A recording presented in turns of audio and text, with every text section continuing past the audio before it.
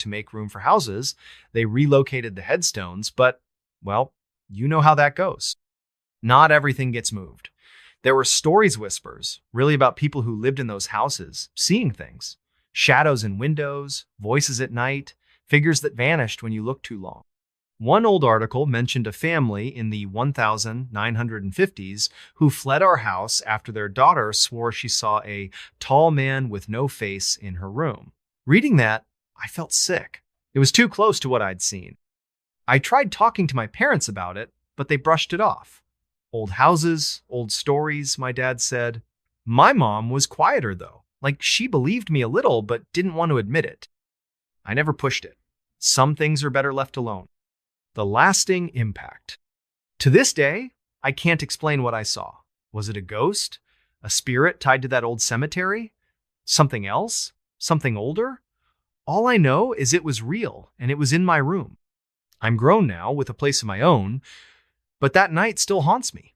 Sometimes, when I'm lying in bed, I feel that heavy air again, that faint smell of damp earth. I'll wake up at 2 a.m., my heart racing, certain I heard a scratch, scratch, scratch from the corner of the room. I keep a flashlight by my bed, even now, and I never sleep with the lights off, not completely. I've read about sleep paralysis, hallucinations, all the rational explanations, but they don't fit. I was awake, sitting up, moving. I saw that figure, felt its gaze, smelled that decay. It wasn't a dream. It was there. And some part of it might still be out there, in that house, waiting for the next kid to move in, the next person to turn off the light. And that's my story, folks. The night I saw something in my room that I'll never forget, a moment that changed how I see the world. If you've ever had an experience like that, something you can't explain, something that still makes your heart race, drop it in the comments. I'd love to hear it. And maybe, just maybe, keep a flashlight handy tonight. Because you never know what's standing in the shadows, watching, waiting for the dark. Do you know how to get to Bell's Canyon? Hey everybody, if you love stories that are strange, dark, and mysterious, you're in for a treat.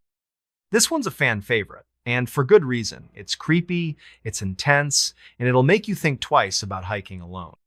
Today, we're diving into the legend of Bell's Canyon, a tale about a guy named Matt who went into the wilderness of Washington State and ran into something he can't explain. So, grab a cozy blanket, maybe dim the lights, and let's get started. The setup: meet Matt. He's 25, a hotshot banker from New York City. His life is all about big deals, late nights, and nonstop stress. Wall Street was killing him, so whenever he got the chance, Matt would ditch the city for the great outdoors. This guy wasn't just some weekend camper, okay? He knew his stuff how to read a map, build a fire, survive in the wild. He was the real deal. In the summer of 2016, Matt decided to head to the forests near Mount Rainier in Washington State. Now, picture this: massive pine trees, misty valleys, and that huge snow-covered volcano in the distance. It's breathtaking, but it's also remote. Like, middle of nowhere remote? You're more likely to see a bear than another person out there? That's exactly what Matt wanted. He planned to hike deep into the backcountry, camp in random spots, and just unplug. No phone, no GPS, just him and the wilderness.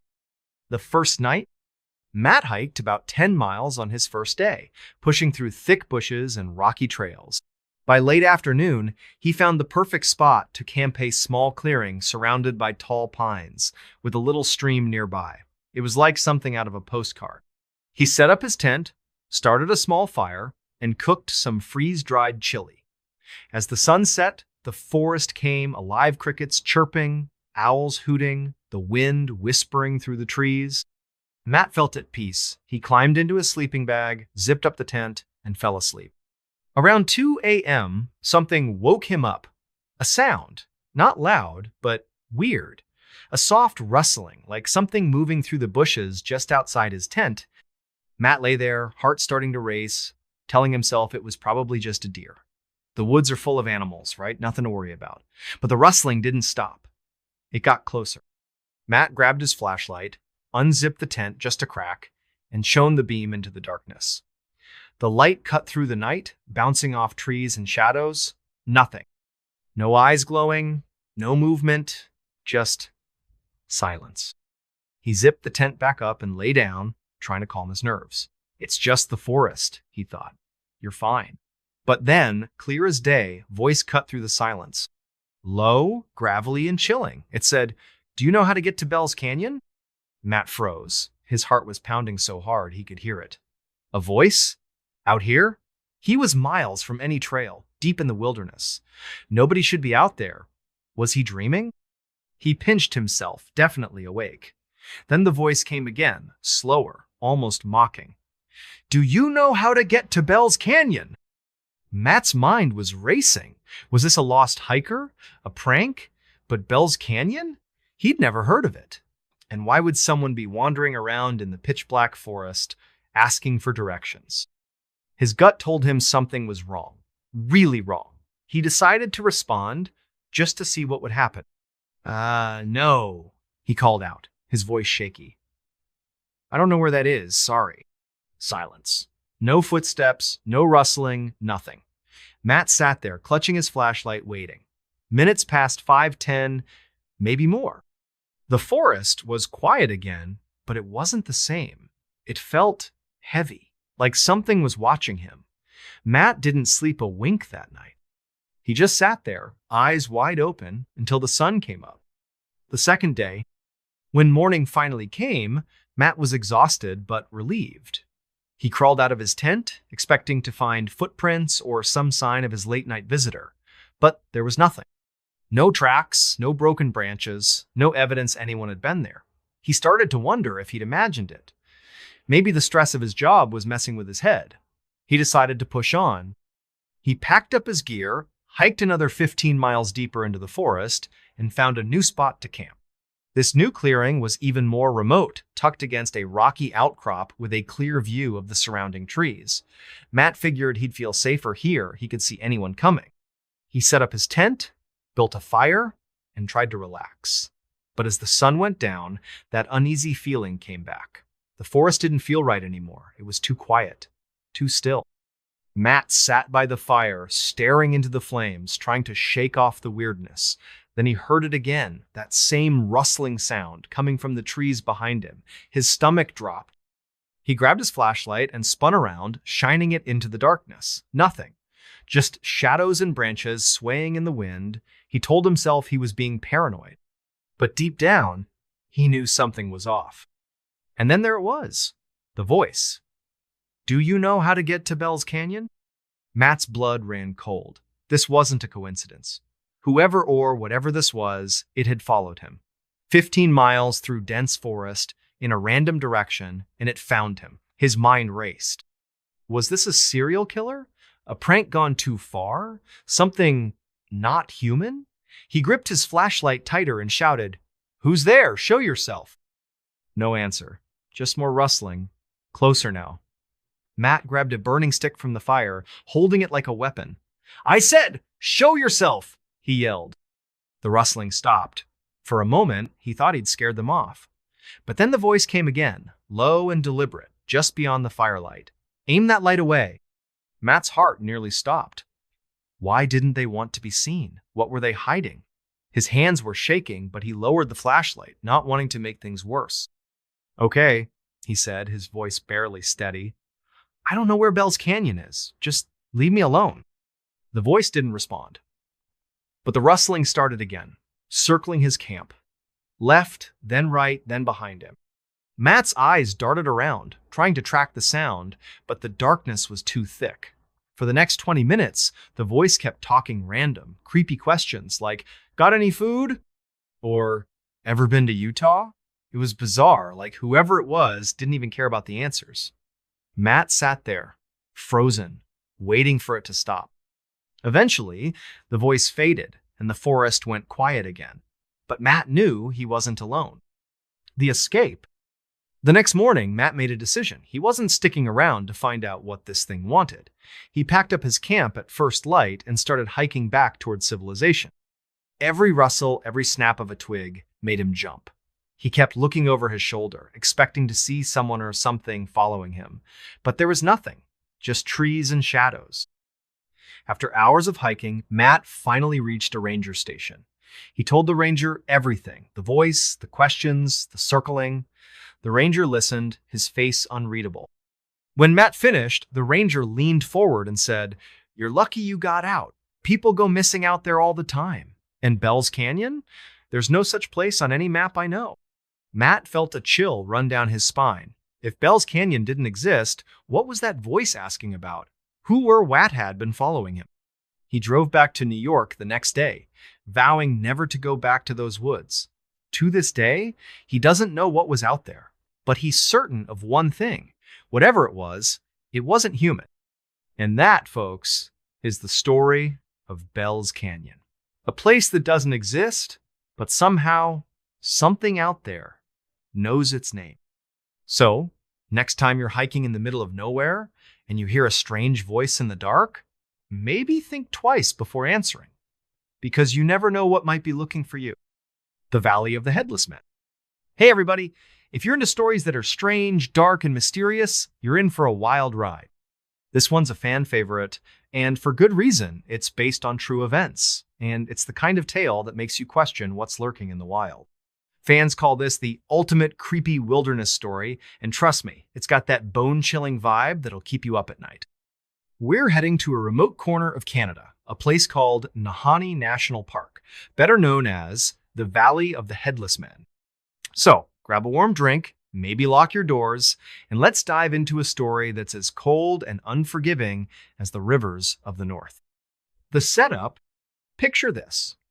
The Northwest Territories of Canada, a place so remote it makes Alaska look like a bustling suburb. Nahanni National Park is a jaw-dropping wilderness towering mountains, deep canyons carved by rivers, and forests so dense you can barely see the sky. It's beautiful, but it's not a friendly kind of beautiful. This place is hard to reach, even now. You've got to fly in on a tiny plane or paddle for days down a raging river just to get there. Cell phones? Forget it. GPS? Spotty at best. If you get lost in Nahanni, you're on your own. The park has a nickname that sends shivers down your spine, the Valley of the Headless Men. Why? Well, it goes back to the early 1900s. Back then, gold prospectors flocked to the area, chasing rumors of a big strike, but some of them never came back.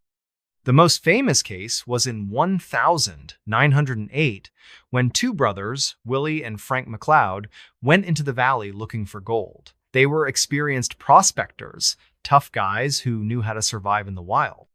But months later, their bodies were found by a riverbank without their heads.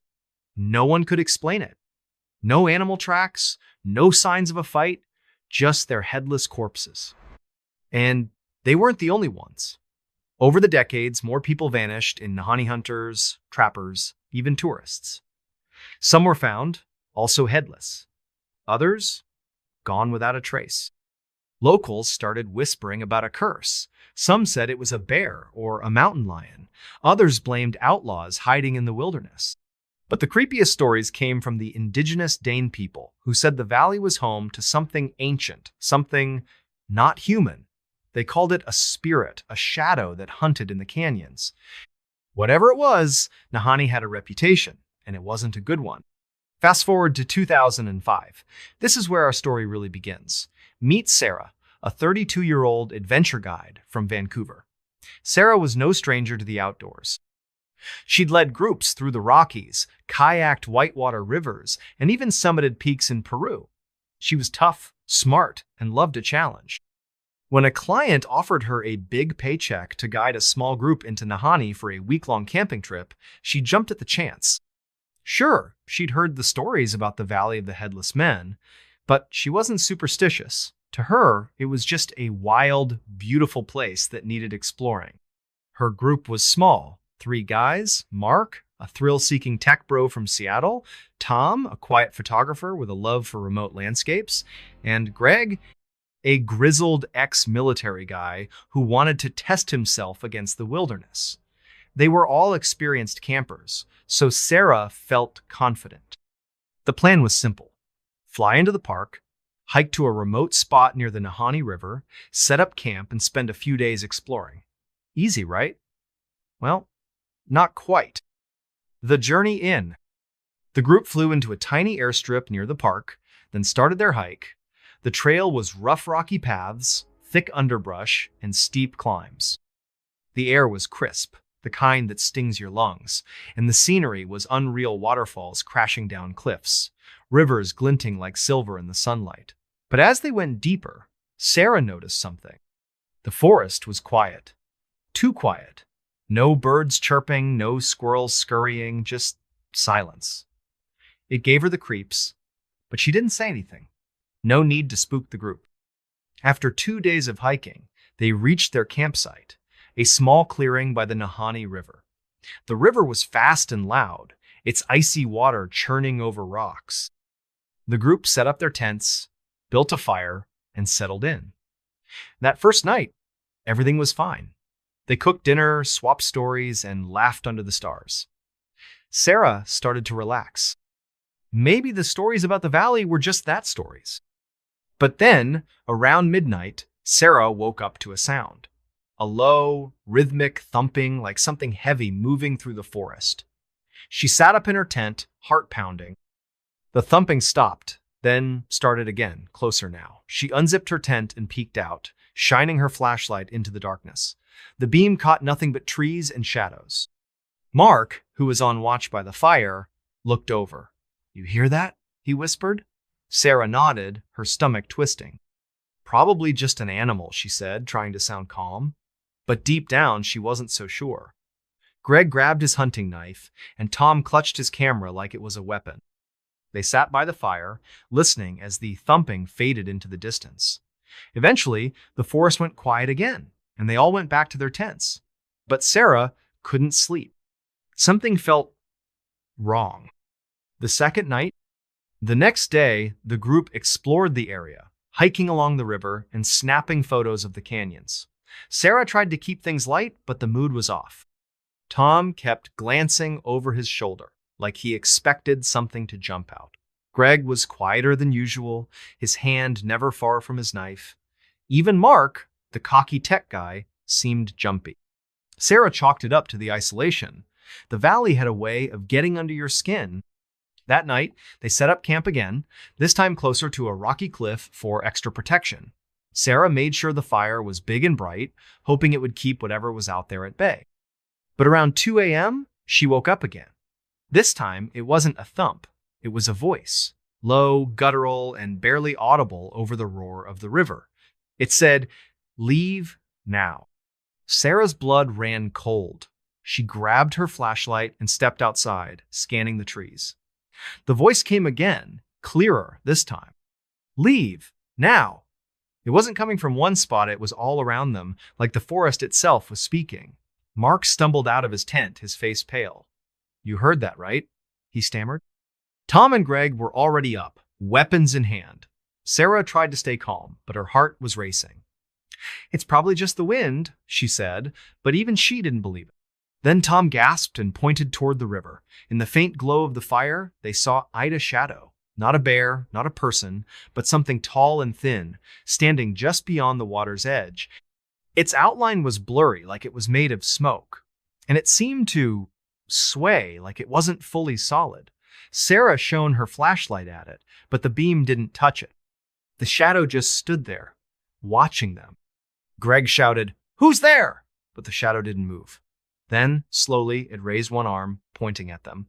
The voice came again, louder, almost a growl. "Leave or join them." Sarah's mind flashed to the stories of the headless prospectors. Was this what they'd seen before they died? The escape. The group didn't need any more convincing. They packed up in a frenzy, leaving half their gear behind. Sarah led the way, navigating by flashlight as they stumbled through the dark. The thumping started again, following them, sometimes close, sometimes far. Every now and then, they'd hear that voice, "Leave now," echoing through the trees. Sarah kept the group moving, her legs burning, her breath ragged. She didn't know what was out there, but she wasn't sticking around to find out. After what felt like hours, they reached a ranger outpost near the park's edge. They banged on the door until a sleepy ranger let them in.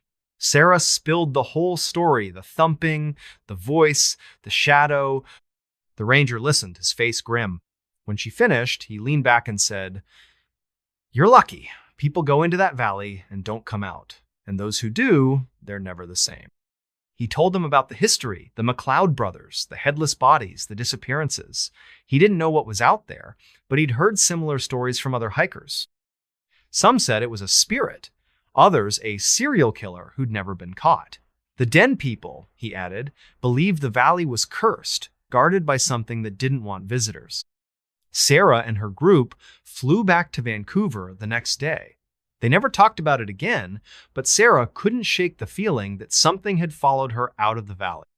Sometimes, at night, she'd hear a faint thump outside her window or catch a glimpse of a shadow in the corner of her eye. She stopped guiding trips after that. The wilderness didn't feel safe anymore. And that's the story of the Valley of the Headless Men, folks. A place where people vanish, where bodies turn up without heads, and where something, maybe a spirit, maybe something worse guards the canyons. If you ever find yourself in Nahanni, listen closely. If you hear a thump in the night or a voice telling you to leave, don't wait around. Run. The Red Lamp. Hey everybody, if you're into stories that are strange, dark, and mysterious, this one's going to crawl under your skin and stay there. It's the kind of tale that fans call too disturbing to sleep after, and trust me, they're not exaggerating. This is the story of the Red Lampa, seemingly ordinary object that turned one family's life into a waking nightmare. It's creepy, it's unsettling, and it'll make you think twice about what you bring into your home. So, grab a blanket, maybe double check your light switches, and let's dive into a story that's as dark as it gets. The setup. This story takes us back to 2012 in a quiet suburb of Portland, Oregon. Picture a cozy, tree-lined neighborhood split-level houses, kids riding bikes, the kind of place where everybody knows everybody. That's where the Thompson family lived. David, a 40-year-old accountant, his wife Lisa, a part-time nurse, and their 8-year-old daughter Emily. They were your average American family, living in a modest 3-bedroom house with a big backyard and a picket fence. Nothing about their life screamed horror story until the lamp came along. David was a bit of a thrift store junkie. He loved poking around secondhand shops, hunting for quirky furniture or vintage knickknacks to spruce up their home. One Saturday, he stopped by a small antique store on the edge of town. It was one of those cluttered, dusty places that smelled like old books and mothballs. While browsing, he spotted it. A table lamp about 2 feet tall with a heavy brass base and a deep red glass shade. The shade was cracked in one spot, but the lamp had a certain charming old-world, almost gothic vibe. The price tag said $15. A steal for something so unique. David didn't think twice. He bought it, loaded it into his car, and brought it home. Lisa wasn't thrilled at first. "Another one of your weird finds?" she teased, eyeing the lamp as David set it up in their living room. But Emily loved it. She said the red shade made the room look magical, like something out of a fairy tale. David plugged it in, and when he flipped the switch, the lamp cast a warm, crimson glow across the room. It was striking, almost hypnotic. The family decided to keep it on a side table by the couch, where it became a quirky centerpiece. For a few days, everything was fine. The lamp was just a lamp. The first signs? The trouble started about a week later. It was subtle at first, the kind of thing you'd brush off.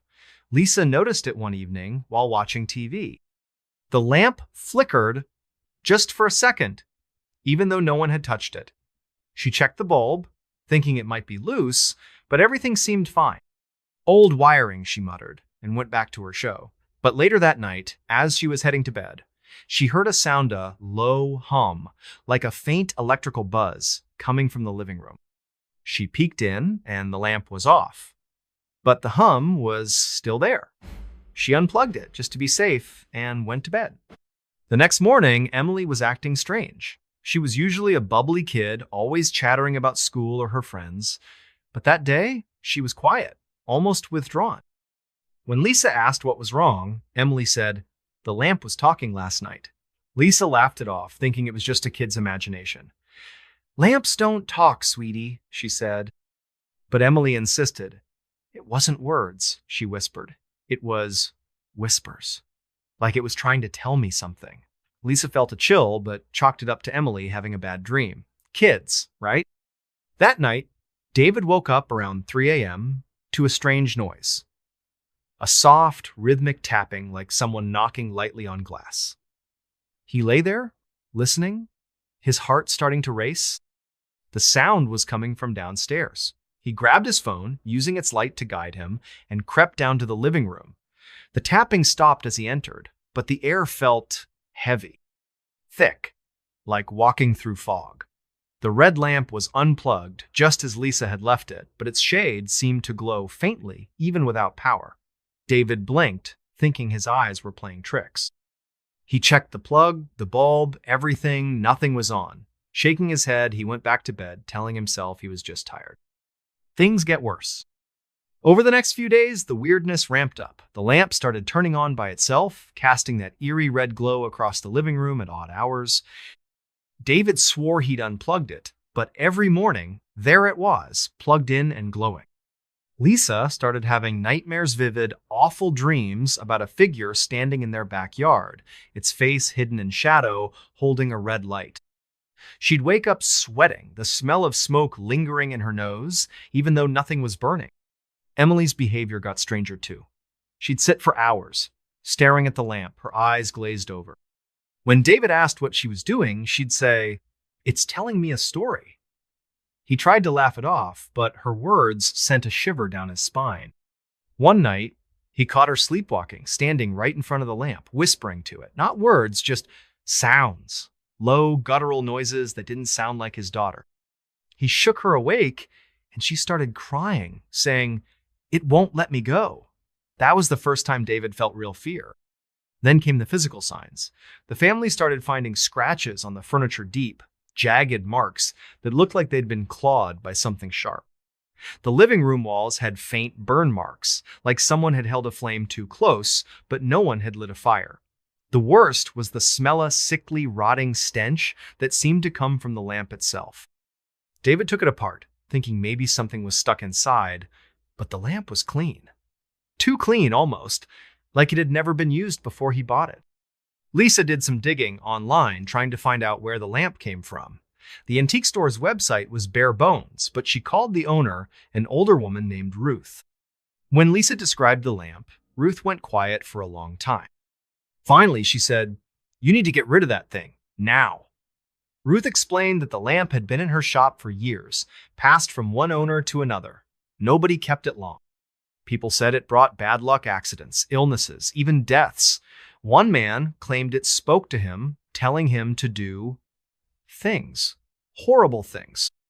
Ruth had tried to destroy it once, but the next day, it was back in her shop, unbroken. She'd sold it to David just to be rid of it. The breaking point, by now, the Thompsons were terrified. David wanted to throw the lamp out, but Lisa was scared that would make things worse. They decided to lock it in the garage, wrapped in a blanket, until they could figure out what to do. But that night, the house went crazy. Doors slammed shut on their own. The power flickered on and off. And Emily, she started screaming from her room. David and Lisa ran upstairs to find her standing on her bed, eyes wide, pointing at the ceiling. "It's here!" she screamed. "It's in the walls!" David looked up, and his heart stopped. The ceiling was moving. Not shaking, but rippling like water. And in the center, a faint red glow pulsed, like the lamp was shining through from the garage below. The air was thick with that rotting smell, and the temperature dropped so fast their breath fogged. Lisa grabbed Emily and ran downstairs, while David stood frozen, watching as the glow grew brighter. Then he heard Ida's voice, low and raspy, coming from everywhere and nowhere. It said, "You can't hide it." David bolted after his family. They huddled in the kitchen, Emily sobbing, Lisa praying under her breath. The voice kept talking, muttering words they couldn't understand, mixed with laughter that sounded wrong, not human. David made a snap decision. He ran to the garage, grabbed the lamp, and threw it into the backyard. It hit the ground with a crash, the red shade shattering. The voice stopped. The air felt normal again. For a moment, they thought it was over. But the next morning, the lamp was back. Not in the backyard, but on the living room table, fully intact. No cracks, no damage. And it was on, casting that red glow across the room. Emily refused to go near it. Lisa was shaking, saying they had to leave the house. David didn't argue.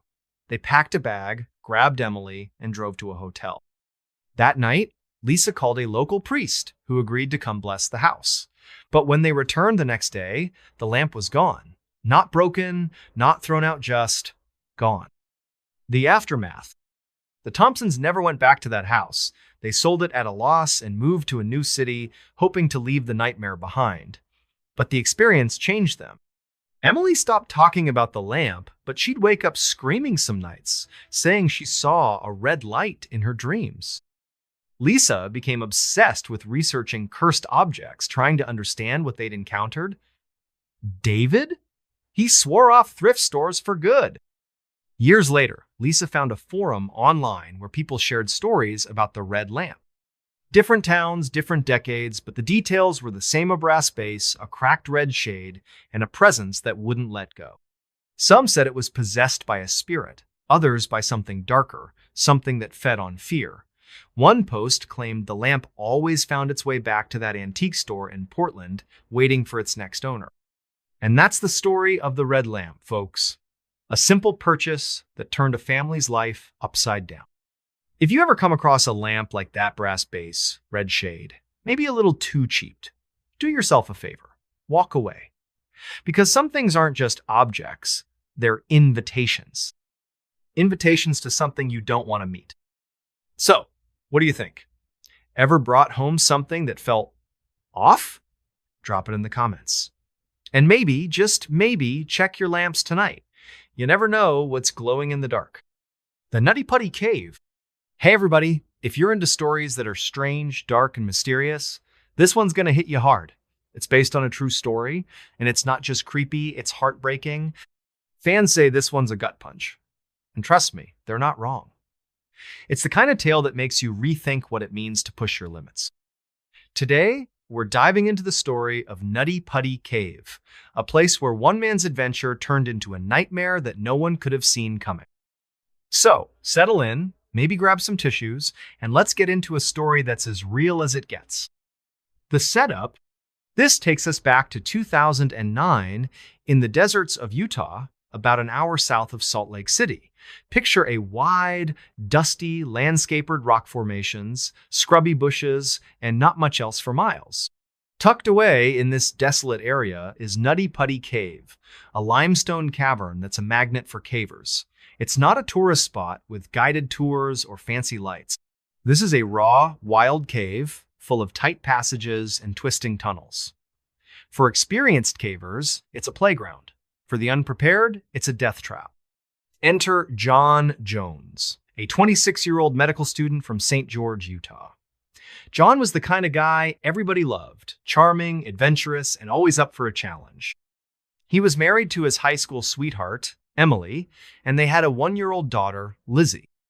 John was studying to become a pediatric cardiologist, but when he wasn't hitting the books, he was out exploring. He'd been caving since he was a kid, growing up with his brothers in a family that loved the outdoors. Nutty Putty wasn't new to him. He'd explored it before and knew its reputation for tight squeezes and tricky passages. But to John, that was part of the thrill. In November 2009, John decided to take a break from his studies and organize a caving trip with his brother, Dan, and a group of friends. The plan was to spend a day in Nutty Putty, exploring some of its deeper sections. John was excited. This was his chance to share his passion with his buddies and maybe push himself a little further than last time.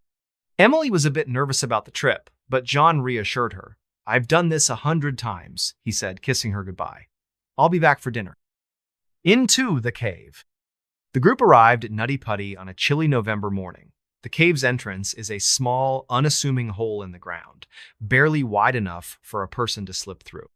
Inside, it's a maze of tunnels, some as wide as a hallway, others so tight you have to crawl on your belly inch by inch. The air is damp, The walls slick with moisture, and the temperature hovers around 60 degrees no matter the season. John, Dan, and their friends geared up helmets. Headlamps, knee-pad sand started their descent. For the first few hours, everything went smoothly. The group navigated familiar sections of the cave, laughing and joking as they went. John, always the leader, suggested they try a tougher passage called the Birth Canal, a narrow-shaped tunnel known for its claustrophobic squeeze. It wasn't for beginners, but John was confident. He'd done tight passages before, and he wanted to show his friends what Nutty Putty was really about. John went first, sliding into the birth canal head first. The tunnel was barely wider than his shoulders, the walls pressing against his chest as he inched forward. He exhaled to make himself smaller, a trick cavers use to fit through tight spots. Dan followed close behind, with the others waiting at a wider section. The group's headlamps cast flickering shadows on the walls, and their voices echoed in the cramped space. "You good, John?" Dan called out. "Yeah, I'm good," John shouted back, his voice muffled. He was about 400 feet into the cave, deep underground, when he reached a fork in the tunnel.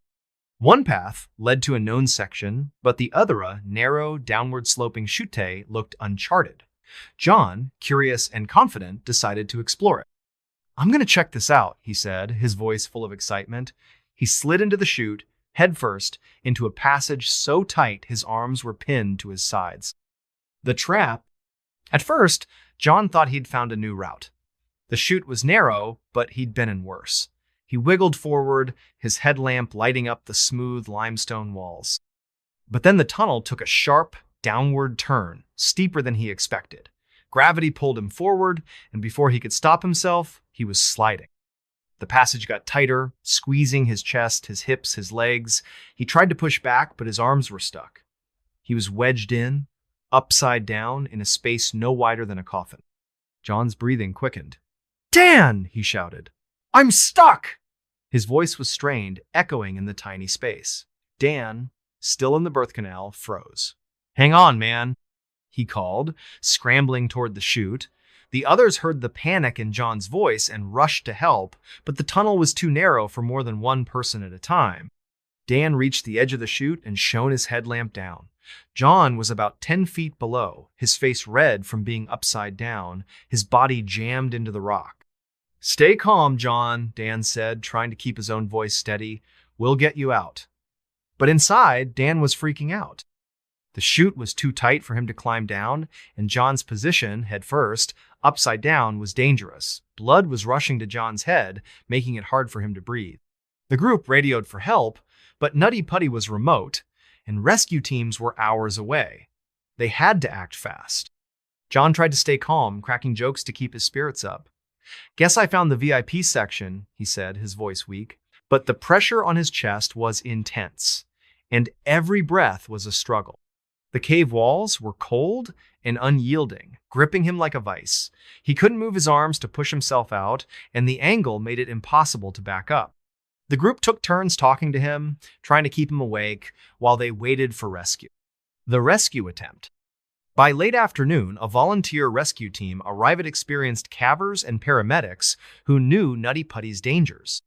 They rigged a pulley system to try pulling John out, using ropes and harnesses to distribute the force, but the chute's angle and narrowness made it nearly impossible. Every time they pulled, John winced in pain. The ropes were cutting into his skin, and the rock was scraping his body raw. The rescuers worked for hours, their headlamps bobbing in the dark, their voices tense but focused. Above ground, word spread fast. Emily drove to the cave with Lizzie, her heart in her throat. She stood by the entrance, praying as volunteers updated her. "He's strong," they told her. "He's fighting." But Emily could hear the worry in their voices. Inside the cave, John was fading. The upside-down position was taking its toll. His heart was struggling to pump blood, and his lungs couldn't expand fully. He started slipping in and out of consciousness, his words slurring. "Tell Emily I love her," he whispered to Dan. "Tell Lizzie her daddy's proud." The rescuers tried everything, chiseling the rock, using lubricants to reduce friction, even drilling to widen the passage. But the cave was relentless. Every attempt failed, and the clock was ticking. By midnight, After nearly 20 hours, John's breathing became shallow. A paramedic, Susie, crawled as close as she could, holding his hand through a tiny gap in the rock. "You're not alone, John," she said, tears in her eyes. John squeezed her hand weakly, then went still. The aftermath? John didn't make it out. After 27 hours trapped in the cave, his body gave out. The rescue team was devastated. They'd done everything possible, but Nutty Putty had won. Emily was inconsolable, clutching Lizzie as the news sank in. The cave was sealed shortly after, declared too dangerous for future exploration. John's body remains there, a permanent part of the limestone tomb that claimed him. The story of Nutty Putty Cave spread across the world, a tragic reminder of nature's power and the risks of adventure. Emily later shared John's love for caving with her daughter, teaching her to respect the wild but never fear it. The caving community mourned John, a man who lived for exploration and died chasing his passion. And that's the story of Nutty Putty Cave, folks. A place where one wrong turn can change everything. It's a tale of courage, love, and loss, a reminder that the earth holds secrets we may never fully understand. If you're ever tempted to push your limits in a place like that, think of John. And maybe, just maybe, stay above ground. So, what do you think? Ever been in a situation where you felt trapped, literally or figuratively? Drop it in the comments. And next time you're near a cave, listen closely. The earth has a way of telling its own stories. This man terrified the FBI. Hey, everybody, if you're into stories that are strange, dark, and mysterious, you're in for a wild one. This tale is a fan favorite, and for good reason. It's packed with twists, tension, and a villain so cunning he made the FBI sweat. We're talking about a guy who didn't just break the law, he toyed with the people chasing him like a cat playing with a mouse. Today, we're diving into the story of a man who terrified the FBI, a mastermind who always seemed one step ahead. So, grab a coffee, maybe lock the windows, and let's get into a story that'll keep you guessing until the very end. The setup: this story takes us back to the late 1990s in the heart of Chicago, Illinois. Picture a bustling city, skyscrapers gleaming, Lake Michigan sparkling, and streets alive with people. But beneath the surface, Chicago had a dark side. Crime was rampant in certain neighborhoods, and the FBI's Chicago field office was working overtime to keep up. They dealt with mob bosses, drug rings, you name it. But in 1998, they met their match, a man they called the Ghost. His real name was Victor Kane, a 34-year-old nobody, or so it seemed. Victor wasn't your typical criminal. He didn't have a rap sheet a mile long or a flashy persona. He was average-looking, medium height, brown hair, the kind of guy you'd pass in a grocery store and never notice. He grew up in a quiet Chicago suburb, worked odd jobs as a mechanic, and kept to himself. But Victor had a secret. He was a genius.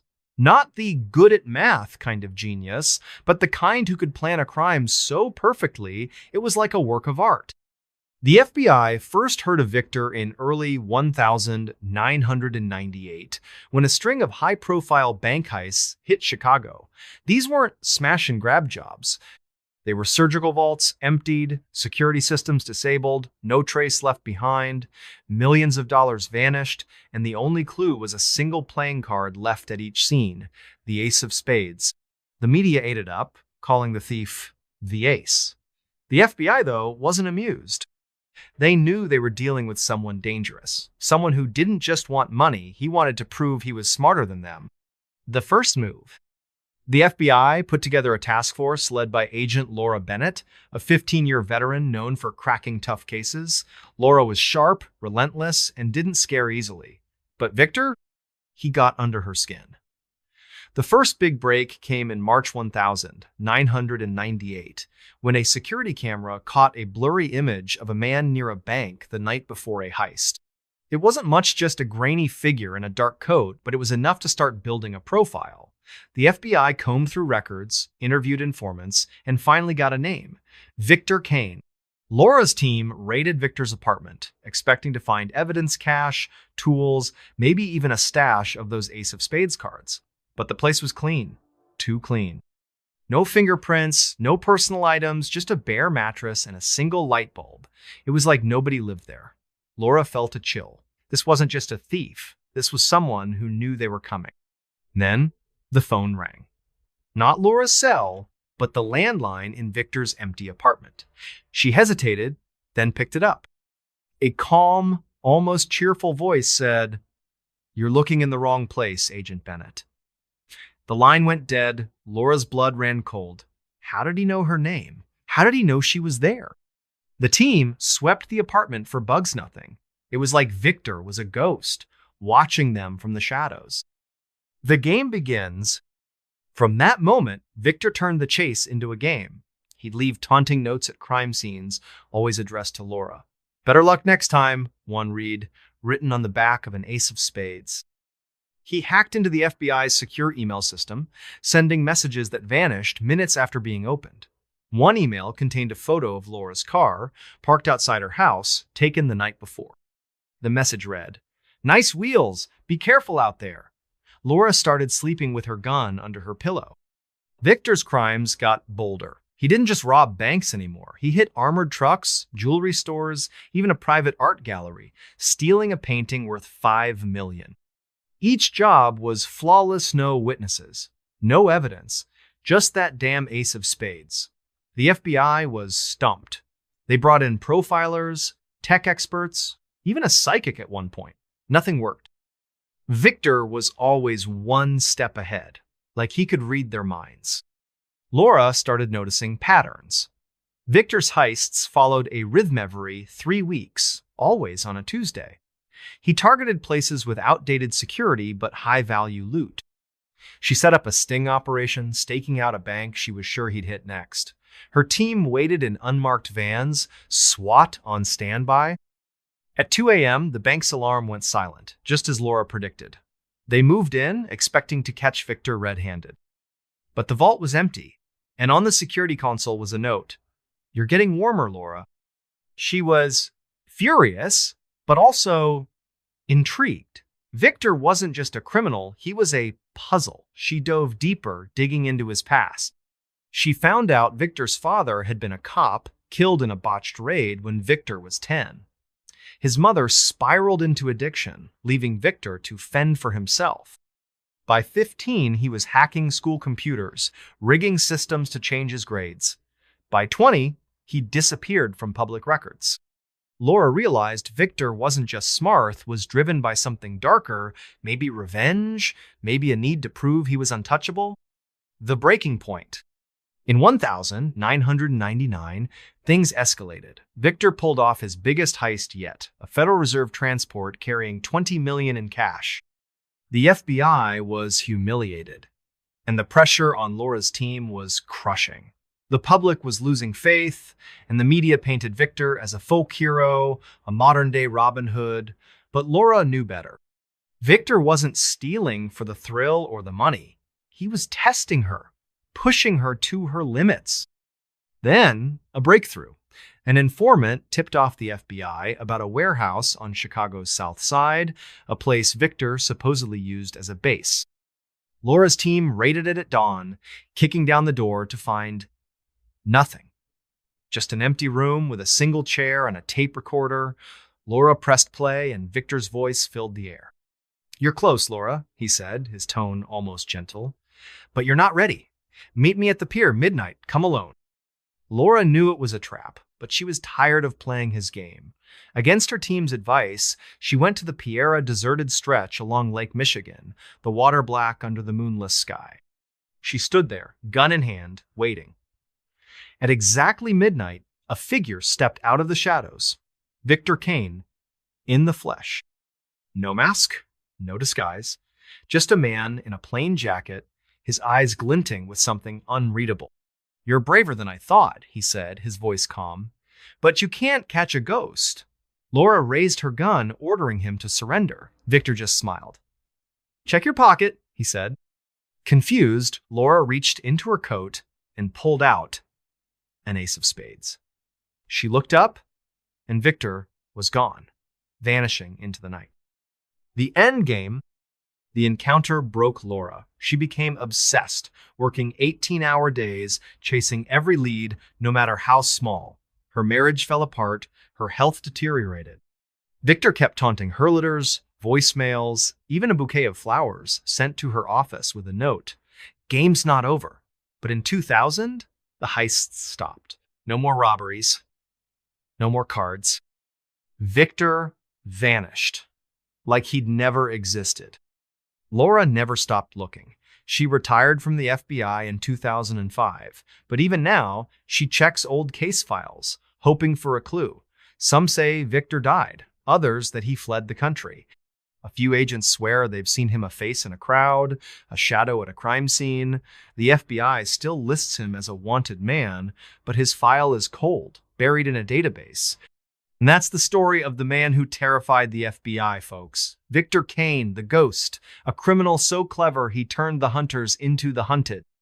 He didn't just steal money, he stole peace of mind, leaving a trail of questions that may never be answered. If you're ever in Chicago and find an ace of spades lying on the ground, maybe leave it there, because some games aren't meant to be played. So, what do you think? Ever come across someone who seemed to know your every move? Drop it in the comments. And next time you're out at night, watch your back. You never know who's watching you. The Ghosts of Flight 401. Hey everybody, if you're into stories that are strange, dark, and mysterious, this one's going to send shivers racing down your spine. It's a fan favorite, and for good reason. It's rooted in real events, weaving a tragedy so devastating it left echoes that linger to this day. We're talking about Eastern Airlines Flight 401. A plane crash that shook the nation and left behind something unexplainable. This isn't just a story about a disaster. It's about what came after, when the dead didn't stay dead and the skies carried whispers of the past. So, grab a seat, keep the cabin lights on, and let's dive into the story of the Ghosts of Flight 401, tale that'll make you think twice about looking out that airplane window. The setup, picture this.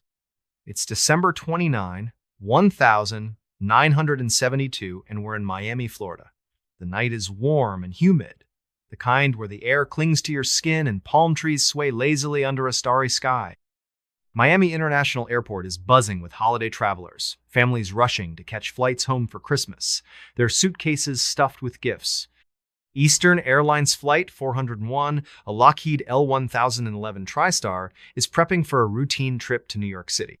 This plane is a beast state-of-the-art for its time, with 3 powerful engines, a wide body, and room for 176 passengers. It's a marvel of 1970s aviation, sleek and modern, designed to make flying feel like a luxury. The crew is top-notch. Captain Bob Loft, 55, is a grizzled veteran with decades of experience, known for his cool head and steady hands. First Officer Don Repo, in his 40s, is sharp and reliable, the kind of co-pilot who catches details others miss. The flight attendants, led by Sharon Tate, a seasoned pro, keep the cabin calm and cheerful. The flight is packed families with kids, business travelers in suits, even a couple of minor celebrities headed to New York for holiday parties. Everyone's in high spirits, sipping drinks, chatting, or settling in for the in-flight movie. The plane takes off just after 9 p.m., climbing smoothly into the night sky, the lights of Miami fading below. For the first couple of hours, everything is textbook. Passengers doze off, the crew chats quietly in the cockpit, and the hum of the engines is a steady lullaby. It's just another night in the air, until it isn't. As Flight 401 begins its return leg to Miami later that night, a small problem crops up. The pilots notice a warning light on the control panel. The nose landing gear isn't locking into place. It's not a crisis landing gear, issues happen, and there's a backup system, but it needs checking. Captain Loft radios air traffic control, who instructs him to circle over the Everglades, the vast, swampy wilderness west of Miami, while the crew troubleshoots. They switch on the autopilot, set the plane to a low altitude of 0 feet, and focus on the landing gear. Loft and Repo hunch over the controls, flipping switches, checking indicators, trying to figure out if it's a faulty light or a real issue. They're so focused, they don't notice the plane slowly drifting downward, inching closer to the ground with every passing second. The crash. At 11:42 p.m., Flight 401 slams into the Everglades at 225 miles per hour. The impact is catastrophic, a deafening roar that shakes the night. The plane breaks apart on contact, its fuselage splintering, wings shearing off, and wreckage scattering across the swamp like a broken toy. Jet fuel ignites, sending flames licking into the sky, illuminating the dark, murky water. The Everglades is a brutal, unforgiving place muddy, teeming with alligators and choked with sawgrass that cuts like razors. Of the 176 people on board, 101 don't survive. Bodies, debris, and twisted metal litter, the swamp, a grim tableau under the moonlight. The crash is one of the worst in U.S. history at the time, a tragedy that sends shockwaves through the aviation world and beyond. Rescue teams work through the night, wading through waist-deep water, battling mosquitoes and the stench of fuel. They pull survivors from the wreckage, some miraculously unhurt, others clinging to life with broken bones and burns. The scene is chaos, shouts, helicopter rotors, the cries of the injured cutting through the eerie silence of the swamp. Captain Loft and First Officer Repo are among the dead, along with most of the flight attendants, including Sharon. The survivors, many in shock, are haunted by what they've endured, their faces etched with the terror of those final moments. The investigation later reveals a heartbreaking mistake. The crew was so fixated on the landing gear, light a simple bulb, that may have been loose that they didn't notice the autopilot had disengaged. The plane drifted lower and lower, unnoticed, until it plowed into the swamp. It's a human error, born of focus and distraction, but it costs 101 lives. Eastern Airlines is devastated. The public mourns, and the survivors carry scars, both visible and invisible. But the story of Flight 401 doesn't end with the crash. Oh no. This is where things take a turn into the strange. The kind of strange that makes your skin prickle and your heart skip a beat.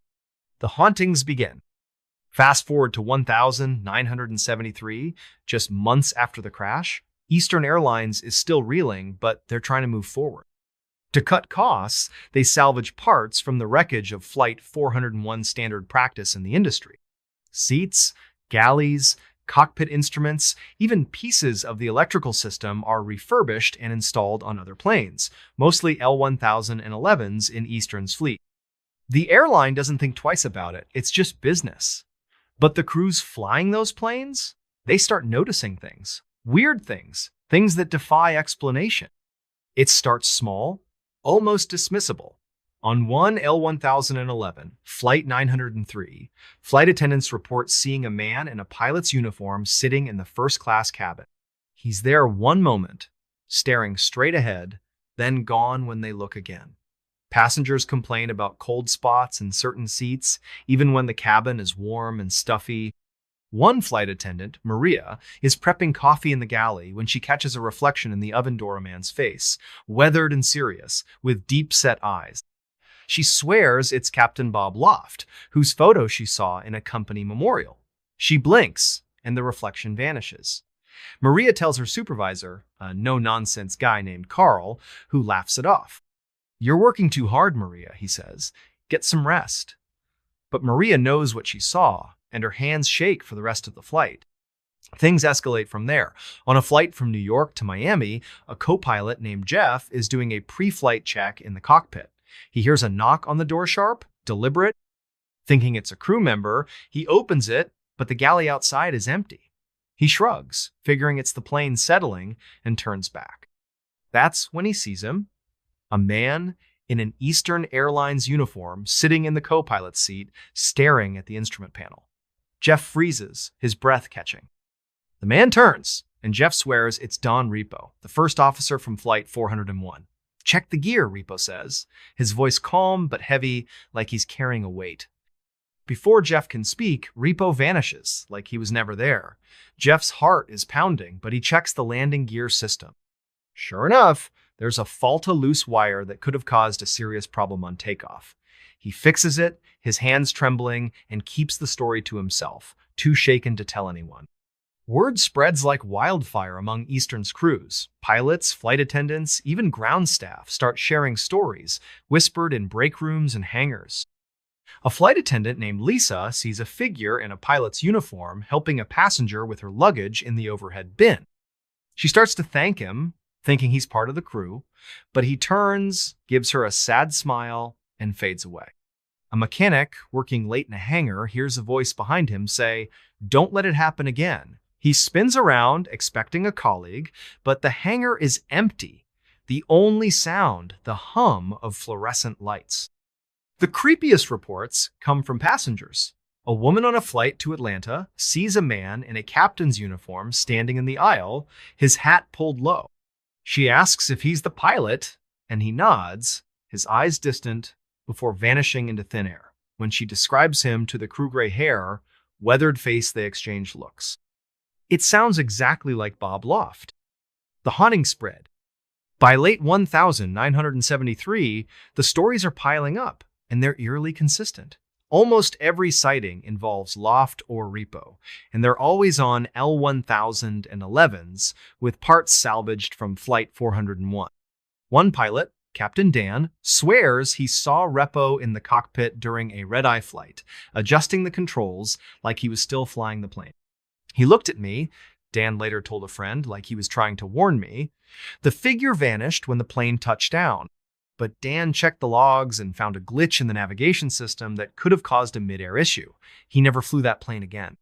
Flight attendants start avoiding certain seats rows, 12 and 15, where the cold spots are strongest. Passengers in those seats report feeling watched, their skin prickling for no reason. One man, a businessman named Richard, feels a hand on his shoulder during turbulence, steadying him. He turns to thank whoever it was, but no one's there. The seat next to him, one of the salvaged ones, is ice cold to the touch. Ground crews aren't immune either.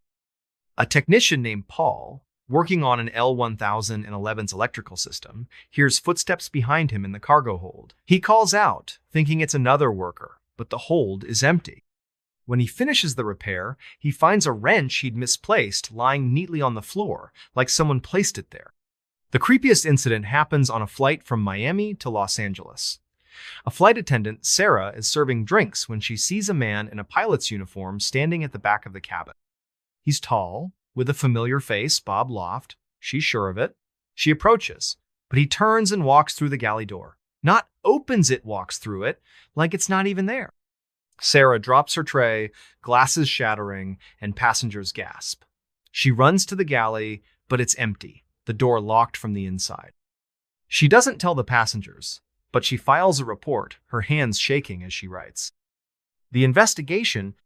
By 1974, the stories are too many to ignore. Eastern Airlines launches a quiet investigation, interviewing crew members, reviewing flight logs, and checking maintenance records. They find no hard evidence, no photos, no recordings, just dozens of eyewitness accounts from reliable people. The consistency is what gets them. Loft and Repo are described in vivid detail, Bob's gray hair and weathered face, Don's intense eyes and calm demeanor. The sightings are always on planes with Flight 401's salvaged parts, and they're always accompanied by strange phenomena. Cold spots, unexplained sounds, equipment glitches fixed after a warning. Eastern's management is spooked but desperate to keep it under wraps. Bad PR could tank their reputation, already bruised from the crash. They start removing the salvaged part seats, instruments, even wiring, replacing them with new ones. But the sightings don't stop completely. A pilot sees Repo's reflection in the cockpit windshield during a storm, his voice whispering, "Stay sharp." A flight attendant feels a tap on her shoulder while restocking the galley, but no one's there. The airline orders employees to stop talking about it, threatening disciplinary action, but the stories leak to the press. Soon, newspapers and magazines are running headlines about the ghost flight, and a book, The Ghost of Flight 401, hits shelves, fueling public fascination. The FAA steps in, dismissing the reports as post-traumatic stress from the crash or overactive imaginations. They conduct their own review, checking the L-1011 fleet for mechanical issues that could explain the glitches. They find nothing unusual, but crews aren't convinced.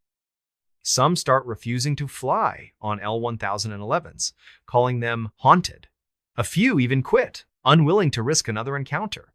Eastern tries to downplay it, but the damage is done. Passengers start asking questions, nervous about booking flights. The airline quietly retires the L-1011s with Flight 401 parts, but the stories persist, whispered among crews and travelers alike. The lasting echoes. The ghosts of Flight 401 become aviation legend, a tale that lingers long after the last L-1011 leaves Eastern's fleet. Survivors of the crash, still grappling with their trauma, hear the stories and wonder. Some believe Loft and Repo are still out there, watching over the skies, trying to prevent another tragedy. Others think it's the guilt and grief of the crash, manifesting in strange ways. The Everglades, where the wreckage still lies, becomes a place of pilgrimage for some a quiet, haunted swamp where the past feels closer than it should. Crews who flew those planes never forget. Maria, the flight attendant who saw Loft's face, keeps a photo of the Flight 401 crew in her locker, a quiet tribute. Jeff, the co-pilot who heard Repo's warning, becomes obsessive about pre-flight checks, earning a reputation as the most thorough pilot in the airline. Passengers who experienced the cold spots or saw the figures tell their stories at dinner parties, their voices hushed, as if speaking too loudly might summon something back. And that's the story of the ghosts of Flight 401, folks. A tragedy that left scars on the earth and echoes in the skies, whispers of the past that refuse to fade. It's a reminder that some events are so powerful, they linger beyond the grave, reaching out to those who fly the same routes, sit in the same seats. If you're ever on a late-night flight and feel a cold spot, hear a knock or see a figure in the aisle, maybe just look the other way, because some passengers might not be on the manifest. So, what do you think? Ever had a creepy moment on a plane or felt like something was watching you from just beyond sight? Drop it in the comments. And next time you're flying, maybe double check the landing gear, just in case. Skydiving photographer without a parachute. Hey everybody, if you're into stories that are strange, dark, and mysterious, this one's gonna get your heart racing. It's a fan favorite. And for good reason, it's pure adrenaline. With a twist so wild, you'll be on the edge of your seat. We're talking about a skydiving photographer who found himself in a situation no one could prepare for, fighting to survive against impossible odds. This is a tale of courage, quick thinking, and a miracle that defies explanation. So, buckle up, maybe take a deep breath, and let's dive into the story of the skydiving photographer without a parachute. The setup, picture this. It's 2015, and we're in the wide open skies above Arizona. The desert stretches out below rock canyons, cacti dotting the landscape, and a blazing sun overhead. This is prime skydiving country, where drop zones attract thrill seekers from all over the world. Our story centers on Ryan Carter, a 29-year-old professional skydiving photographer from Tucson. Ryan's not just any photographer. He's the guy who jumps out of planes with a camera strapped to his helmet, capturing heart-stopping shots of skydivers midair. It's a job that requires nerves of steel, lightning-fast reflexes, and a love for living on the edge. Ryan was good at what he did really good. He'd been skydiving since he was 18, logging over 1,000 jumps. He knew every safety protocol, every piece of gear, and every trick to stay alive at 120 miles per hour. His clients were everyone from first-timers to elite skydiving teams, and his photos were legendary vivid shots of divers soaring against the desert sky, their parachutes blooming like flowers. Ryan lived for the rush, the moment when the plane door opened and the wind roared in his ears. On this particular day, a crisp October morning, Ryan was booked for a big job. A group of 12 skydivers, part of a stunt team, wanted him to photograph a complex formation jump. The plan was to leap from 0 feet, link up midair to form a star pattern, and hold it for as long as possible before deploying their parachutes. Ryan's job was to circle the group, snapping photos from every angle, then pull his own chute and land safely. It was a routine gig for him, nothing he hadn't done dozens of times before. The jump? The team loaded into a twin-engine Cessna at a small airfield outside Tucson. The plane was loud, the cabin cramped, but the mood was electric. The skydivers were pumped, joking and checking their altimeters, helmets, and parachutes.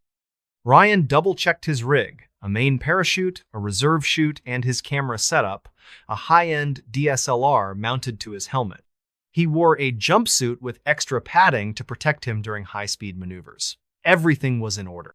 The plane climbed to 14,000 feet, the desert sprawling below like a patchwork quilt. The pilot gave the signal, and the door opened, letting in a blast of cold air. Ryan was the first out. As always, she needed to position himself to capture the group as they jumped. He gave a thumbs up, shouted, "See you in the sky!" and leaped out. The freefall was instant, the wind screaming past him as he plummeted at terminal velocity. He loved this part the weightless rush, the world a blur below. The stunt team followed, diving out in a tight formation. Ryan maneuvered like a pro, using his arms and legs to steer through the air, his camera clicking away. The divers linked up, forming a perfect star, their colorful jumpsuits vivid against the blue sky. Ryan circled them, snapping shot after shot, his heart pounding with excitement. It was going perfectly until it wasn't. The crisis, at about 60 feet, Ryan reached for his parachute ripcord, a handle on his chest that would deploy his main chute. He pulled. Nothing happened. He pulled again, harder. Still nothing. His heart skipped a beat. A stuck ripcord was every skydiver's nightmare, but Ryan stayed calm. He'd trained for this. He reached for his reserve parachute, a backup chute packed for emergencies. He yanked the handle. Nothing. The reserve was jammed too. Now, Ryan was in serious trouble. He was falling at 120 miles per hour, with less than 30 seconds before he'd hit the ground. The desert was rushing up fast, the red rocks and cacti growing sharper by the second. He glanced at the stunt team, who were pulling their chutes one by one, their canopies blooming above him. They didn't know he was in trouble. There was no way to signal them in freefall. Ryan was alone, hurtling towards certain death. He fought the panic rising in his chest. His training kicked in, and he started troubleshooting.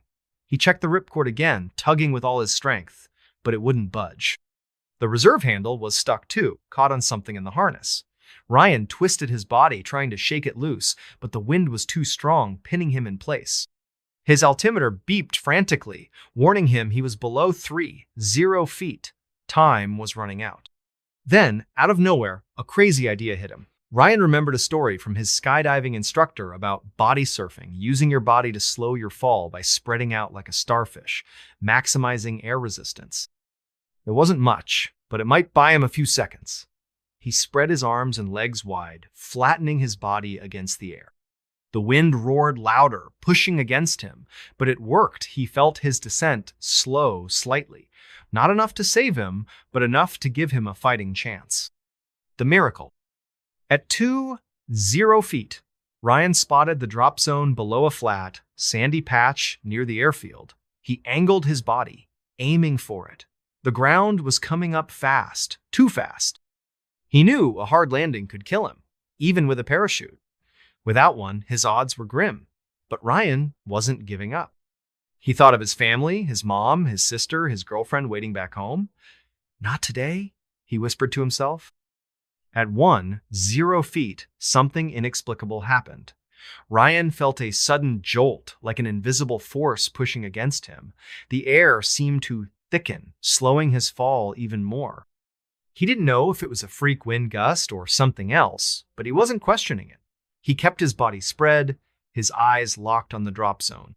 At 500 feet, he braced himself, tucking his chin and curling his knees to protect his spine. The ground was seconds away. Ryan hit the sand with a bone-jarring thud. Pain exploded through his body, legs, back, shoulders. He rolled, tumbling across the desert, his camera shattering against a rock. When he finally stopped, he lay there, gasping, staring at the sky. He was alive. Somehow, impossibly, he was alive. The aftermath? The stunt team landed nearby, rushing to Ryan's side. They thought he was dead, but when they saw him moving, they started shouting for help. Paramedics from the airfield arrived, stunned to find him conscious. Ryan had broken both legs, fractured his pelvis, and cracked several ribs, but he was breathing. Doctors later said it was a miracle he survived a combination of his body surfing technique, a possible updraft, and landing in soft sand instead of rock. The odds of surviving a 14 0-foot fall without a parachute were less than 1 in a million. Ryan spent months in the hospital, enduring surgeries and physical therapy. His skydiving days were over, but he didn't care. He was alive, and that was enough. He later learned his parachute rig had a rare defecta tangled deployment line that jammed both the main and reserve chutes. The manufacturer issued a recall, and Ryan's story became a cautionary tale in the skydiving world. But Ryan never forgot that strange jolt in the air, that moment when the wind seemed to catch him. He didn't talk about it much, but privately, he wondered if something or someone had intervened. His girlfriend swore it was his guardian angel. Ryan wasn't sure, but he started wearing a small cross necklace, just in case. And that's the story of the skydiving photographer without a parachute, folks. A tale of survival against all odds, with a twist that makes you wonder if there's more to this world than we can see. If you're ever jumping out of a plane, double-check your gear, and maybe say a quick prayer, just to be safe. So, what do you think? Ever had a moment where you beat the odds in a way you can't explain? Drop it in the comments. And next time you're looking up at the sky, maybe give a nod to Ryan. He's proof that sometimes miracles happen at 120 miles per hour. The Gray Blanket. Hey everybody, if you're into stories that are strange, dark, and mysterious, this one's gonna burrow deep into your mind and refuse to leave. Fans call it a living nightmare, and trust me, they're not kidding. It's the kind of tale that feels like it's ripped straight from your darkest dreams. We're heading to a remote village in Japan where a young woman's quiet life turned into something so unsettling, it's hard to shake off. This is the story of the Gray Blanket, a tale of fear, mystery, and something that might not be human at all. So, grab a warm drink, keep a light on, and let's dive into a story that's as creepy as it gets. The setup, picture this. It's 2017, and we're in a tiny village in Aomori Prefecture, northern Japan. Think winding dirt roads, old wooden houses with sloping roofs, and dense forests that seem to swallow the sunlight. The village is quiet, almost frozen in time, the kind of place where the loudest sound is the wind rustling through the pines. This is where Hana Sato lives, a 24-year-old teacher who left the chaos of Tokyo for a simpler life. Hana's a city girl at heart used to neon lights and crowded trains, but she's fallen in love with the countryside's peace. The crisp mountain air, the starry nights, the way the peaks loom like silent guardian sits a world away from her old life. Hana rents a small, traditional house on the edge of the village, where the forest begins. It's a modest place of sliding paper doors, tatami mats that smell faintly of straw, and a tiny wood stove to keep the chill at bay. The house is old, its beams creaking with every gust of wind, but Hana makes it her own. She fills it with books, potted plants, and a cozy futon where she reads late into the night. The landlord, an elderly woman named Mrs. Kimura, is kind but stern. When Hana moves in, Mrs. Kimura gives her a warning. "Don't go into the forest at night. It's not safe." Her eyes are serious, almost haunted. Hana nods, thinking it's just old superstition. She's not one for ghost stories. At least, not yet. One chilly autumn evening, Hana's walking home from the village's elementary school, where she teaches English. The sun is setting, painting the sky in shades of orange and purple. She passes a small flea market in the village square, just a few rickety tables with old clothes, chipped teacups, and dusty knickknacks. At one stall, run by a quiet old man with deep-set eyes, she spots something odd. A gray wool blanket, neatly folded, sitting alone on the table. It's plain, almost boring, but something about it pulls her in. The wool is unnaturally soft, like stroking a cloud, and it seems to shimmer faintly in the fading light, as if it's catching the last rays of the sun. The old man notices her interest and speaks in a low, raspy voice. That one's special, he says. Keeps you warm no matter how cold it gets. Only 500 yen. That's about $5 a steal. Hana buys it, thinking it'll be perfect for the frosty nights ahead. She tucks it under her arm and heads home, unaware that she's just invited something into her life. The first night? That night, Hana lays the gray blanket over her futon. The house is cold, the wind rattling the paper doors, so she's grateful for the extra warmth. She snuggles under the blanket, and it's incredible. It's heavy but comforting, wrapping her in a cocoon of soft wool that feels like a warm embrace. She falls asleep faster than usual, the distant whispers of the forest fading into silence. But around 2 a.m., she bolts awake, her heart pounding like a drum. The room is freezing, her breath puffing out in clouds. The blanket is still on her, but it feels different. Not warm anymore, but heavy, almost suffocating, like it's pressing her into the futon, pinning her down. Hana sits up, shoving the blanket off. Her skin prickles with unease. She glances around the room. Everything looks normal.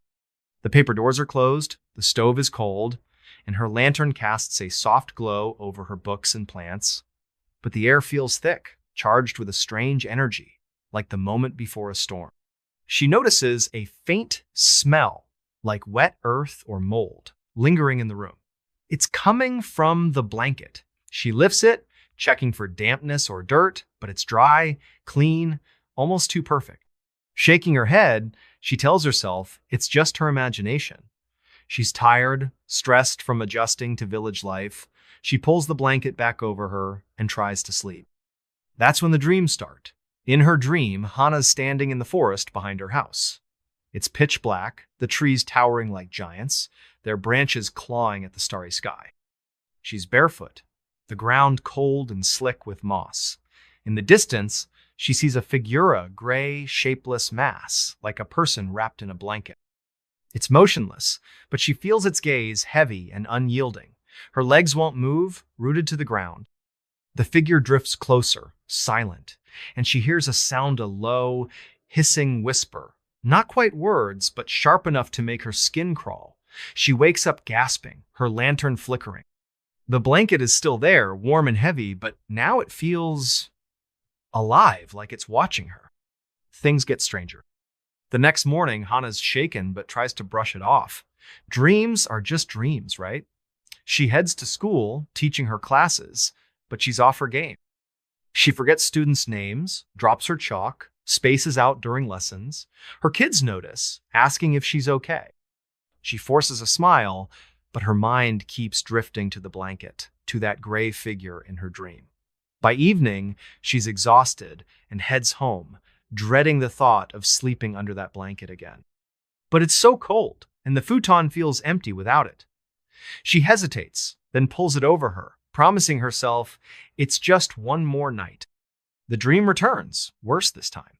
She's back in the forest, the air thick with fog. The gray figure is closer now, its edges blurry, like it's made of smoke. It glides toward her, and the hissing grows louder, forming fractured words she can't understand, sharp, guttural sounds that twist in her mind. She feels a weight on her chest, like something sitting on her, crushing her lungs. She wakes up, heart racing, and the blanket is tangled around her, tighter than it should be, almost knotted. She throws it off, her hands trembling, and notices faint gray marks on her arms, like smudges of ash. They wash off in the sink, but the sight makes her stomach churn. Over the next few days, the weirdness escalates. The blanket starts moving. Not dramatically, but subtly. Hana finds it in strange places, draped over her reading chair, folded neatly at the foot of her futon, even though she's sure she stuffed it in the closet. The moldy, earthy smell grows stronger, clinging to the blanket like a shadow. Her house feels different, too colder, darker, like the lantern's light can't reach the corners anymore. At night, she hears whispers, not just in her dreams, but in the waking world. Soft, hissing sounds, like someone standing just behind her, just out of sight. She spins around, but no one's there. The paper doors rattle, even when there's no wind. Hana's life starts to fall apart. She's barely sleeping, her eyes ringed with dark circles. At school, she's snapping at students, forgetting lessons, losing her patience. Her friend, Aiko, another teacher, pulls her aside one day. Hana, you look like a ghost, she says. What's going on? Hana hesitates, then spills everything: the blanket, the dreams, the whispers, the moving shadows. Aiko's face goes pale. Get rid of it, she says, her voice low. My grandmother used to talk about objects like that, things that carry spirits. They latch on to you, feed on you. Hana tries to laugh, but it comes out weak. Deep down, she knows Aiko's right. Something's wrong with that blanket. Digging deeper. Desperate for answers, Hana goes back to the village square, looking for the old man from the flea market. But his stall is gone, like it was never there. She asks around, and a shopkeeper tells her the man only shows up once a month, always with strange things, to sell items that seem to vanish as quickly as they appear. No one knows his name or where he lives. Some villagers whisper he's not from Aomori at all, that he's tied to the forest somehow. Hana's heart sinks. She's stuck with this thing, and it's not letting go. She visits Mrs. Kimura, her landlord, hoping for some clue. When Hana mentions the gray blanket, Mrs. Kimura's eyes widen, and she grips the edge of her table. You didn't bring that into my house, did you? She whispers, her voice trembling. She tells Hana a story from the village's past, one she heard as a child. Decades ago, a woman named Yuki lived in Hana's house. Yuki was a recluse, shunned by the village for practicing strange rituals in the forest offerings to spirits, chants under the moon. One winter, she was found dead, frozen in her house, wrapped in a gray blanket. Villagers said her spirit never left, that it clung to the blanket, seeking someone new to haunt. The blanket disappeared after her death, but every few years it finds someone, a traveler, a villager, someone who doesn't know better. Those who take it don't stay long. Hana's blood runs cold. She thinks back to the old man's words, keeps you warm, no matter how cold it gets. Was he warning her or luring her? She rushes home, her mind racing. The blanket is waiting, folded neatly on her futon, even though she's sure she left it in the closet. The air in the house is heavy, the smell overpowering. She grabs a flashlight and checks every corner, half expecting to see that gray figure from her dreams. The whispers start again, louder now, circling her like a predator. She swears she sees a shadow move across the paper doors, but when she looks, it's gone. The breaking point. That night, Hana can't take it anymore. She grabs the blanket, stuffs it into a trash bag, and drives to a river a few miles away. The moon is full, casting an eerie glow over the water. She plans to throw the blanket in, let the current take it, but as she lifts the bag, she hears the hissing, louder than ever, like a swarm of angry insects. The bag feels heavier, almost alive, pulling against her grip. The air turns icy, her breath fogging in front of her. She drops the bag